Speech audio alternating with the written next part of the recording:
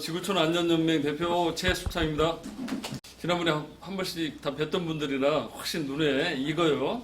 제가 뭐 이름까지는 다 기억을 못하지만 얼굴은 다 알 수 있을 것 같아요. 오늘 이렇게 또 멀리서 1급 교육에 와주셔서 대단히 감사하고, 오늘 첫 번째 시간은 이제 박종훈 대표님, 저랑 같이 그 한세대학교에서 박사학위 받으셨고, 스마트 시티에서 아주 뭐 엄청난 일을 하고 계시는 분이에요. 그래서 이분한테 이 통합관제 CCTV가 어떤 구조에 의해서 이렇게 작동되고 있는가를 들으시면 아주 좋은 시간이 될 것 같아요. 우리 박종훈 박사님 소개합니다. 안녕하십니까. 저는 다우리 컨버전스 박종훈 대표라고 합니다. 여기 사단법인 저희 선배님이시고요. 저는 강의를 맡으러 오늘 왔습니다. 오늘 주제는 보시면 효율적인 관제 업무를 위한 스마트 도시 이야기. 대부분 스마트 도시 관제센터에서 근무를 하고 계시죠? 다들 하고 계시나요? 아니요. 하고 있는 사람도 있고, 네. 앞으로 했으면 하는 사람도 있고. 자, 그러면 이제 스마트 도시가 무엇인지 아셔야 되잖아요. 혹시 스마트 도시에 대한 개념을 아시는 분 혹시 있으세요? 좀 유식한 말로 영상 관제 장비라고 부르고요. 대한민국 전역에는 수많은 카메라들이 여러분들의 생활의 안전을 위해서 가동이 되고 있습니다. 스마트 시티를 구성하고 있는 그 카메라들이 어떤 구조와 어떤 시설물로 현장에 투입이 되어 있는지 드리겠습니다. 여기 보시면 공원 방범, 우리가 있는 그 집이나 이런 건물에는 네트워크 망이 구성이 되어 있죠.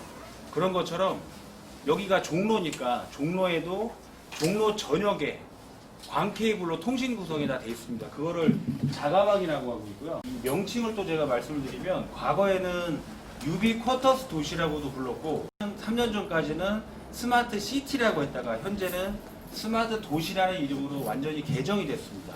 정신용어로 스마트 도시라는 게 맞고요. 여기 보시면 공원방범 저류지 카메라라고 해서 이거 흔히들 보실 거예요. 아파트나 우리가 살고 있는 주변에 많이 설치가 되어 있죠. 여러분들이 가장 불편해하시는 주정차하고 신호 단속 카메라, 그리고 교통 시스템, 이거는 BRT, BIT라고 하는 시스템이라고 하는데, 이거는 싫어하시지만 이거는 굉장히 좋아하시죠.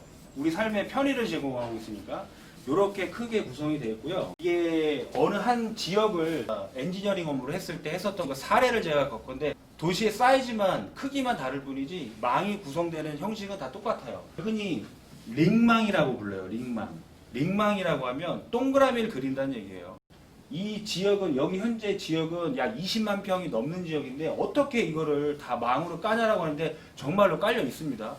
전 세계는 해저 광 케이블이 연결로 돼 있고, 대한민국 시도는 광 케이블로 서울부터 부산까지 다 연결이 돼 있죠. 도로나 보도블록을 가시다 보면 광 케이블 매설 지역입니다. 주의 구간이라고 표기된 구간들이 있어요. 우스갯소리를 말씀드리면, 도로에 굴착 공사 하시는 분들이 굉장히 요즘에 피곤하시죠. 자꾸 건드려서 복구 공사를 해야 되는 그런 책임이 유발하게 발생이 되고 있습니다. 링은 어떤 지자체든 간에 다 설계가 다 돼 있고요. 지역이 계속적으로 발전을 하고 있음에 따라서 확장할 수 있는 걸 대비해서 다시 또 링크를 따갈 수 있는 국사 또한 다 현재 대한민국에 준비가 되어 있습니다.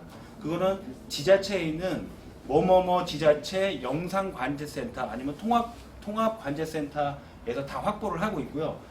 그곳에 의해서 저희가 인터뷰를 통해서 계속 확장해 가고 있는 추세고요. 참고로 대한민국 스마트 도시는 전 세계 1위를 자랑하고 있습니다. 가장 많이 보시는 거죠. 그 공원 방범에 가시면 방범 카메라, 우리의 생활을 안전하게 지켜주는 장비죠. 이런 모습들을 갖고 있는데, 이거는 지자체마다 갖고 있는 형식이 다 틀립니다. 지자체에서 갖고 있는 그 CI에 따라서, CI라고 하면 디자인인데 CI에 따라서 디자인을 한다는 걸 제가 알려드리는 거고요. 요즘에 또 트렌드는 LED하고 이렇게 비상벨, 또 스피커, 전광판이 대부분 설치가 되는 트렌드입니다. 도로에 보면은 폴대가 있고 카메라가 설치가 되어 있는데, 지자체에서는 카메라를 많이 달면 좋지만 많이 달면 그만큼 돈이 많이 들잖아요. 삼거리나 사거리 아니면 그냥 지나가는 이거리라고 표현하기 좀 그런데, 그런 거리에다가 폴대를 하나 달아서 폴대에다가 고정형 카메라 4개를 설치해서 동서남북을 붙이고, 이거는 회전형 카메라라고 해서, 회전형 카메라는 여러분들 관제사님들이 회전을 하실 수 있고 아니면 지능형으로 자동으로 될 수도 있어요. 이런 폴대들을 설치하는 비용들이 굉장히 고가다 보니까 웬만하면 단독형으로 카메라 한 대를 비친다기보다는 360도를 회전해서 볼 수 있는 지역의 스피드돔 카메라, 이걸 회전형 카메라라고 부르고요. 이거를 활용을 하고 동서남북 지역은 계속 녹화 기록을 해야 되기 때문에 고정형 카메라를 달아서 효율적으로 포를 공유할 수 있는 방안으로 요즘에 많이 인터뷰가 되고 있습니다. 이 카메라는 회전형 카메라가 어떤 기술로 이루어진다라고 하는 건데, 요거는 뭐 관제사님들이 알기보다는 뭐 저희 같은 사람들이 알아야 되는 생각이니까 그냥 패스하겠습니다. 불법 주정차 현장 카메라. 주정차가 5분이 됐는데, 또는 여기에 주정차 완전 금지 지역이라고 하면 5분의 유도리 없이 바로 단속을 할 수 있는 그런 거를 보여드리는 거고요. 이런 카메라들은 지자체 어디에 다 설치가 되어 있지만 관장 지역의 지자체로 이 영상은 계속 전송이 되고 있어요. 참고로 과속방지 카메라는 동영상보다는 정지컷이라고 하죠. 루프를 밟아서 넘었거나 요즘에는 가다가다 루프를 설치해서 지나간 거리와 시간을 계산을 한 이후에 속도가 과속이냐를 따져서 티켓 발부를 하는데, 그 도로를 재포장을 하거나 할 때 그 바닥에 묻었던 루프를 재공사하는 비용이 너무 많다 보니까 요즘에 적외선 방식으로 하는 게 대세로 자리 잡히고 있습니다. 이 카메라들의 검지 센서에 의해서 과속이나 신호가 위반이 됐다라는 게 기계에 포착이 되면 임대망을 통해서 통합관제센터로 영상이 사진 영상으로 넘어갑니다. 요거는 정지컷이기 때문에 용량을 많이 쓸 필요가 없어서 임대망을 쓸 수 있지만, 예를 들어서 임대망에다가 방범 카메라 24시간 녹화를 해야 되는 경우를 계속 송출하게 되면 데이터 전송량이 엄청나게 많을 거 아닙니까? 이 주정차 위반에 관련된 것들은 임대망을 써서 스틸컷으로 전송을 하고 우리가 카톡으로 사진 찍어서 전송하는 거랑 같다고 보시면 되세요. 방범 카메라 같은 경우는 그 자가망을 통해서 영상관제센터로 계속 실시간 영상이 라이브 전송이 됩니다.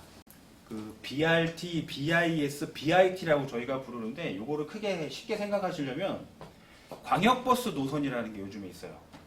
다들 이제 수도권 전역에는 웬만하면 광역버스 노선이 다 돼 있죠. 그걸 BRT, 버스 래피드 트랜짓이라고 해서 버스가 재빠르게 지나갈 수 있는 터미널이다. 중앙에는 버스 전용 차로가 다 구성이 되어 있습니다. 시내버스 같은 경우는 BIS라고 해서 버스 인포메이션 시스템. 우리가 버스를 언제 타고 싶은데 언제 도착하는지 요즘에 스마트폰하고 다 연동이 되죠.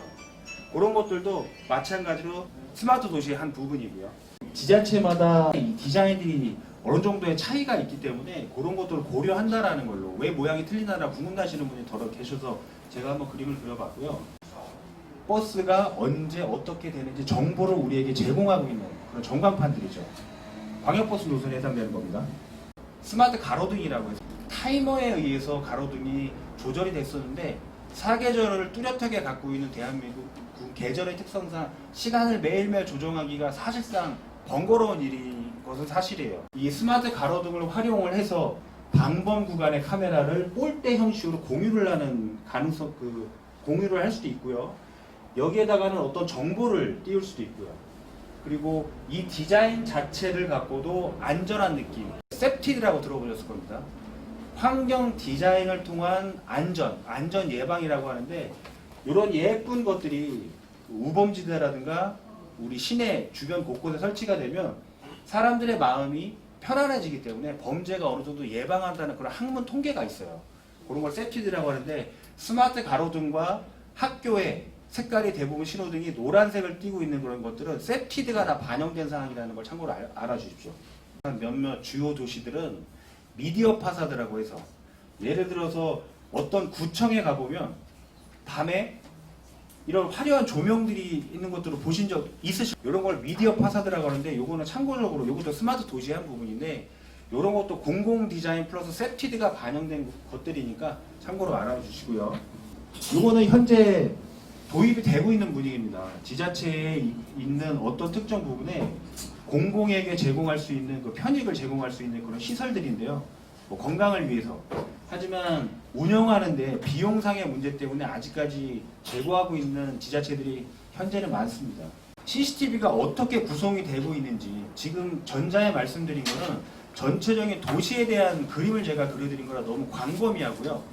요 사항이 많이 모이면 스마트 도시가 되는 거니까 제가 말씀을 드리겠습니다. 카메라 있죠. 우리가 흔히 보는 카메라. 이게 그 카메라예요. 이 카메라에는 각기 다른 렌즈의 성능, 야간에 어느 정도 어느 정도 구별할 수 있는 조도 또는 적외선 램프, 회전할 수 있는 것, 그런 것들이 구성된 각기 카메라를 뜻하는데 흔히 카메라라고 생각을 하시면 되고요. 어느 지역에 카메라가 10개가 설치가 되어 있는데 카메라의 영상을 전송할 수 있는 방법이 동축 케이블 전송 방식이 대부분이었기 때문에 대부분 원동축 시스템, 통합관제실에서부터 카메라까지 선이 하나씩 가야 됐어요. 그 하나씩 가게 되면 공사하기도 힘들 뿐더러 비용의 그 증감도 있고요. 그래서 나왔던 방식이 동축 케이블 하나를 통해서, 예를 들어 동축 케이블이 몇 킬로 날아가는데 카메라 대를 또 추가하기 위해서 동축 케이블을 하나 더 깔기에는 너무 많은 비용이 들어가기 때문에 그 동축 케이블 하나를 갖고도 여러 개를 나눌 수 있는 그런 기기들이 많이 나와서 사용을 하다가 현재는 전 세계 CCTV의 이런 하이엔드급 시장들이 네트워크 돌아갔다고 해도 무방하세요. 네트워크 방식이라는 거는 말 그대로 확장이 되는 개념이거든요. 통신선, 흔히 말하는 랜선 하나를 갖고 랜선 하나에서 카메라를 스위칭 허브를 통해서 여러 개를 다룰 수 있는 방식으로 요즘 채택이 되고 있는데 굉장히 전 세계적으로 많이 사용하고 있을 뿐더러 많은 사람들이 효과적으로 쓰고 있기 때문에 이 CCTV 시장도 이 네트워크 시장으로 돌아갔다고 해도 됩니다. 카메라를 확장해주는 여러 개를 다룰 수 있는 이 스위칭 장비들이 있어요. 요거는 보통 L2 장비라고 부르는데 그림이 그려질 때 통합 엔지니어링으로 정보통신 설계가 이루어질 때 L2 장비가 1, 2, 때 N개까지 이루어져요. 이 L2 장비에서부터는 카메라까지 랜선이 갑니다. 랜선이 갈 수 있는 거리도 한계가 있어요. 랜선은 매뉴얼상으로는 100m까지만 영상과 전원이 전송이 가능하다고 나와 있어요. 그러면 우리가 실제적으로 어떻게 돼 있냐? 여러분들 주변에 보시면 폴대에 카메라가 이렇게 설치되어 있는 거 많이 보셨을 거예요. 그러면 여기 중간에 이렇게 함체가 있죠. 이 함체에는 이 L2 스위치가 들어가 있는 겁니다. 이 L2 스위치는 광 케이블을 통해서 구성이 되어 있고요. 폴대가 여러 개가 만들어지겠죠. 이 구간이 1km가 되어 있을 수도 있고 5km가 되어 있을 수도 있어요. 1km 구간은 권장거리 100m를 넘어가기 때문에 광 케이블로 구성이 됩니다. 광 케이블로 통신할 수 있는 거리는 한계는 없어요. 서울부터 부산까지도 가지만 그렇다고 해서 현실적으로 이론적으로 거리가 한계가 없다고는 하지만 사람이 실제로 케이블을 포설을 하고 공사를 해야 되는 부분에 한계가 있기 때문에 어느 정도 가다가 다시 국사를 만들어서 분기를 해주고 잘라서 절처를 해서 융착을 해줄 수 있는 상황이 발생할 수밖에 없어요. 그 구간을 최소화하기 위해서 최초의 엔지니어링 업체들은 효과적인 설계를 반영을 하고요. 카메라들이 여러 개가 설치가 되어 있는데 이 카메라들이 설치가 되어 있는 상황에서 이쪽에 어느 지구가 하나 지역이 만들어졌어요. 아까 말씀드린 링망, 이 링망으로 구성되어 있는 카메라 1, 2, 3, 4 N개까지 있는 망들이 하나의 특정 국사를 만들어 놨을 겁니다. 그럼 국사에서부터 다시 이쪽에 만들어지는 구간까지 또 연결을 하는 거예요. 연결을 하면 링크를 타고 와서 이 지역에 있는 카메라들이 같은 형식으로 뭐 네모나게 만들어질 수도 있고 동그라미 형식으로 만들어질 수 있고 여러 개 N개까지 만들어지겠죠. 그럼 이쪽에도 또 국사가 만들어지겠죠. 국사가 만들어서 현재 대한민국 전역에는 대부분 이 안전하고 편리한 스마트 도시 시스템들이 구축이 되어 있습니다. 스마트 도시 시스템들은 CCTV 시장 중에서도 가장 큰 시장이고요. 가장 고가일 뿐더러 전문적으로 숙련되지 않은 사람이거나 전문 지식이 없는 사람들은 이 그림을 그리거나 이 장비를 만질 수 있는 거는 아마 무리수가 있으실 거예요. 영상 시스템 구성도를 띄워놓은 이유는 작게는 요 하나를 폴대라고 보십시오. 카메라 한 개가 폴대 하나에 구성이 되어 있어요. 한 세트, 두 세트, 세 세트가 되어 있고요. 그런 것들이 모여서 집중화가 되겠죠. 함체에서부터는 카메라까지 랜선이 갈 것이고 이 함체와 이 함체를 말하고요. 이 볼에서 볼까지는 광 케이블로 통신이 될 텐데 이런 또 질문을 하세요. 카메라가 10대를 스위칭 허브를 통해서 같이 링크를 걸 수도 있고 100대를 할 수도 있는데 그 통신을 어떻게 합니까?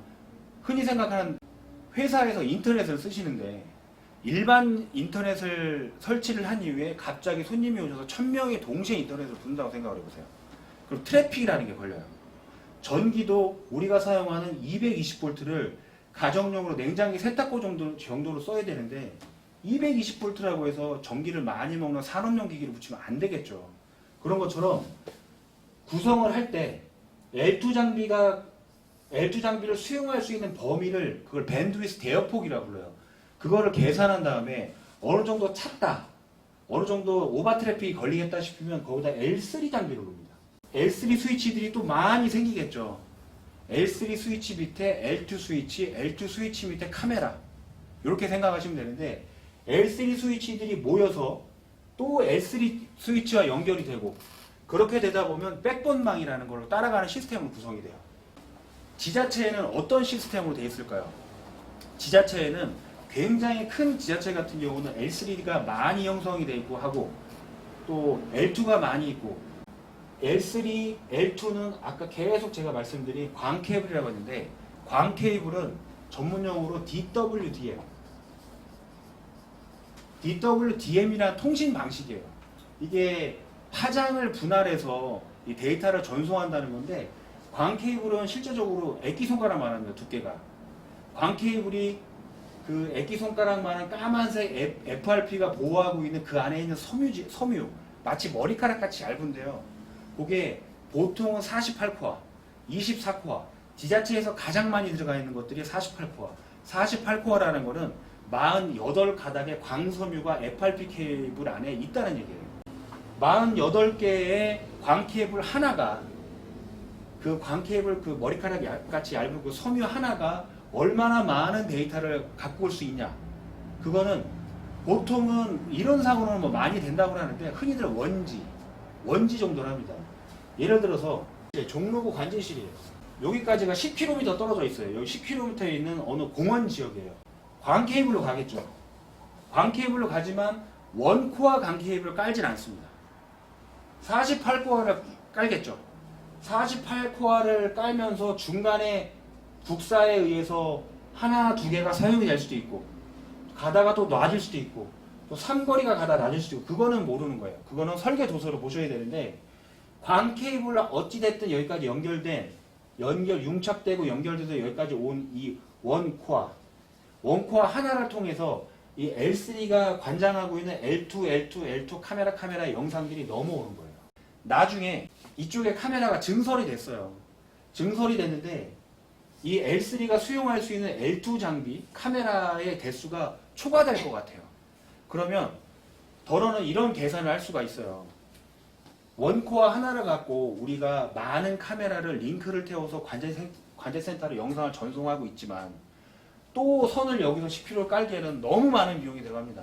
그럴 때는 이 원코어 섬유를 갖고 또 확장할 수 있는 멀티플렉서라는 또 기기들이 있습니다. 물론 굉장히 고가겠죠.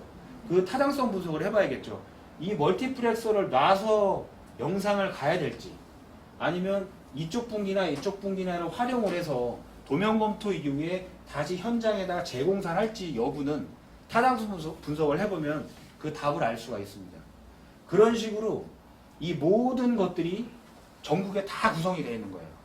이쪽은 어느 2가 제가 서울 사람 아니라 지역을 잘 모르는데 여기는 3가 가다가 여기가 삼거리가 돼서 또 갈 수가 있고요. 또 이쪽에 가다가 또 절체를 해서 또 이쪽에 확장이 될 수가 있겠죠. 출발할 때는 48%로 출발하지만 놔지고 갔을 때는 계속 그 지역은 발전이 되고 있는 분위기다 보니까 요거는 계속 영상관제센터에서 이 데이터 관리를 굉장히 꼼꼼하게 잘 하세요. 관제센터가 만들어질 때 이 관제센터에서도 카메라를 수용할 수 있는 대수의 한계라는 게 있어요. 보통 관제센터에는 이런 모니터를 통해서 비디오월이 구성이 되어 있어요. 이 비디오월이 구성이 되어 있으면 이 안에는 영상관제 서버가 있을 것이고 뭐 더러는 뭐 녹화 장비, 이원화된 장비가 있을 것이고 통합된 장비가 여러 가지 현장에 맞는 것들이 있는데 계속 지역이 늘면 늘었지 줄지는 않기 때문에 이 관제센터도 수용할 수 있는 범위를 초과하는 경우가 지금 많이 생기고 있어요. 대부분 주요 도시 같은 경우는 그래서 이 관제센터마저도 이원화시키기 위해서 다른 지역, 뭐 인구가 밀집되어 있는 지역에 관제센터가 계속 종로구의 2번째 또는 3번째 이런 관제실이 계속 늘어나고 있습니다. 지중해 매설되어 있는 그 수많은 광케이블들을 어떻게 관리를 하나라고 호기심을 갖는 분들이 많이 계세요. 하이엔드 시스템들이 지중해 매설도 돼 있고 지상에 돌출도 돼 있고 우리 생활을 안전하게 해주고 있는 시스템이다 보니까 영상을 전송할 수 있는 광케이블이 가장 중요하다고 할 수 있어요. 실제로 땅속에 깔려있는 이 수많은 광케이블들을 매일매일 점검 유지 보수를 할 수가 없기 때문에 더군다나 이 통신이라는 거는 장비로 확인해야지 우리가 눈으로는 확인할 수 있는 방법이 없어요. 그래서 링으로 구성되어 있는 여러 개의 링, 또는 소수의 링으로 구성되어 있는 이 망을 감지하는 광케이블 선로 감지 시스템이라는 것이 전국에 다 설치가 되어 있습니다. 영상 관제실에 보면 어디 광케이블 선로에 이상이 생겼다는 걸 알람으로 띄워주는 시스템들이 다 돌아가고 있어요. 물론 굉장히 고가겠죠. 그게 없게 되면 장애가 났을 때 복구를 긴급하게 할 수가 없기 때문에 지중해 매설되어 있는 거의 대부분의 광케이블에는 광선로 감지 시스템이라는 게 다 동작을 하고 있어요. 관제사님들은 그 장애에 대해서 접수를 해주시는 거고 장애를 복구하는 건 계약 유지보수 업체가 있을 거예요. 연 단위로 계약이 되거든요. 그 업체에서는 24시간 보수 대기를 하고 있기 때문에 그 업체가 보수를 해주고 있고요. 이 통합관제센터에서 관제사님들이 하시는 일은 말 그대로 영상을 감시. 사람이 해야지 기계가 할 수 있는 한계가 있어요.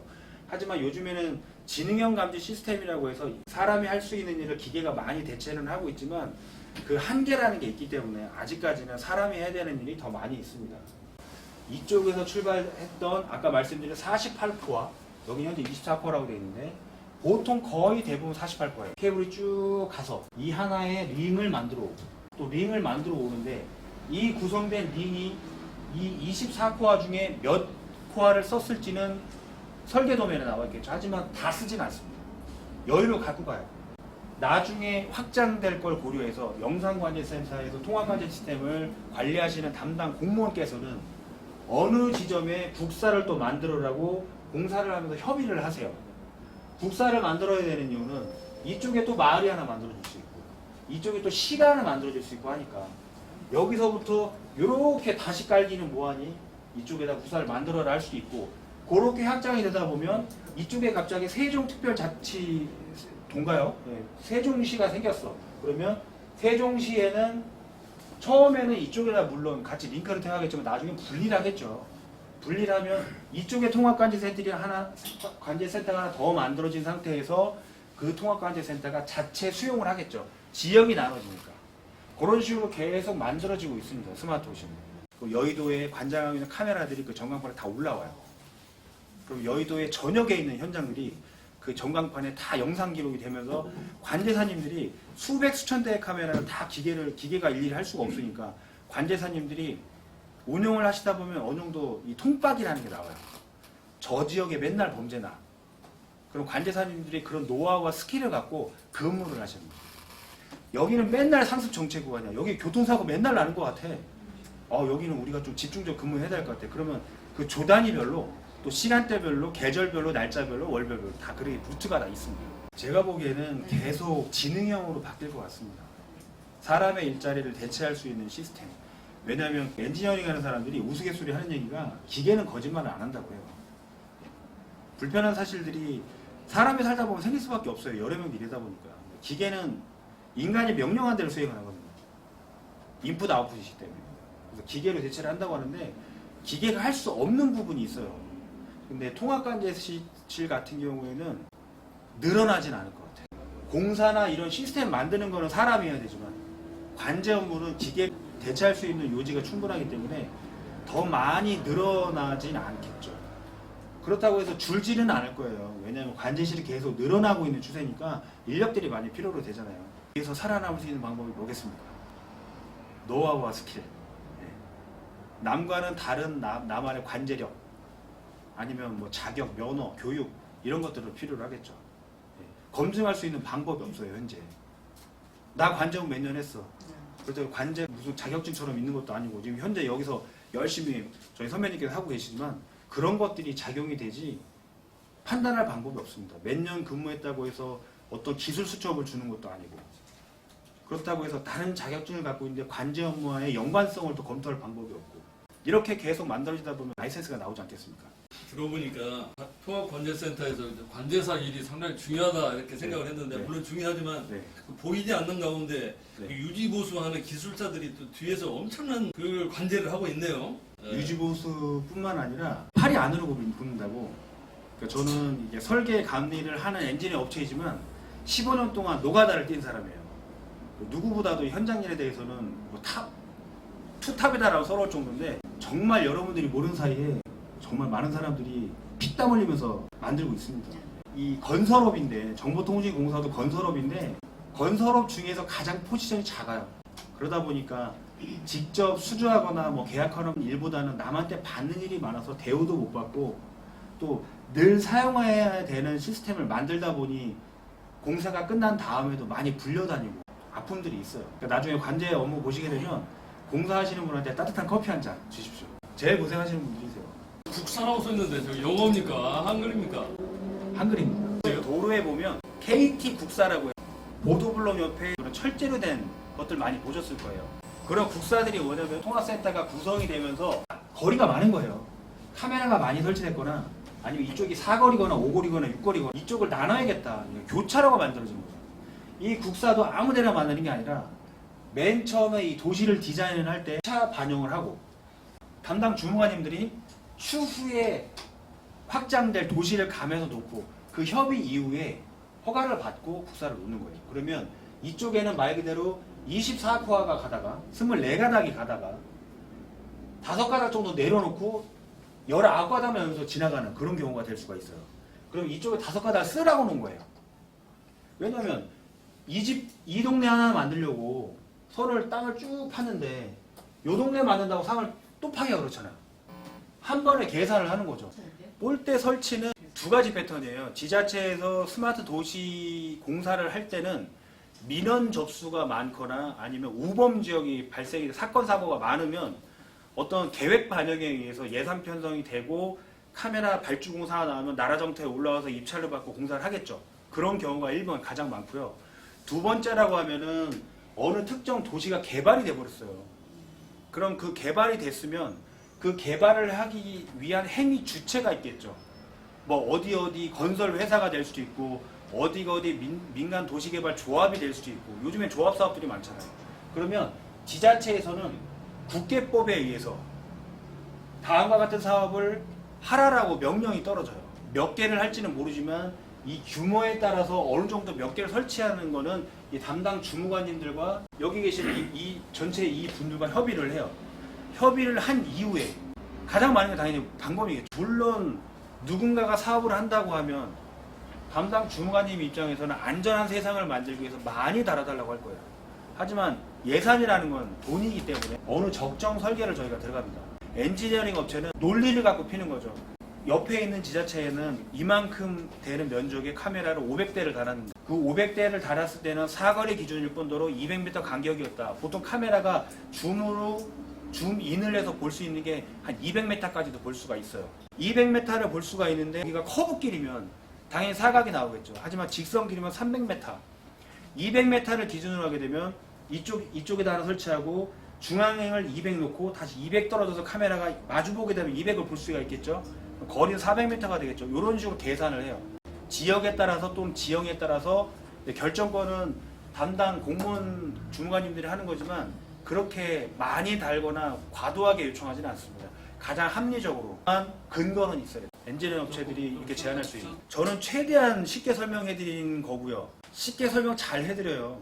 이 바닥에 있는 사람들이 영어로 된 일들, 단어를 갖고 많이 활용을 하다 보니까 그 유행하는 용어들을 많이 써요. 근데 저는 굉장히 싫어해요. 그런 거. 무식한 사람 아니냐고 오해도 받는데 그 질문하시면 눈높이에 맞는 단어로 바꿔서 제가 말씀드리겠습니다. 시스템도 중요하겠지만 그 카메라 자체도 성능이 상당히 중요할 것 같아요. 카메라가 요즘에는 2메가라고 해서 FHD 뉴스 보시는 화질 있죠? 그 200만 화소라고 2메가픽셀이라고 부르죠.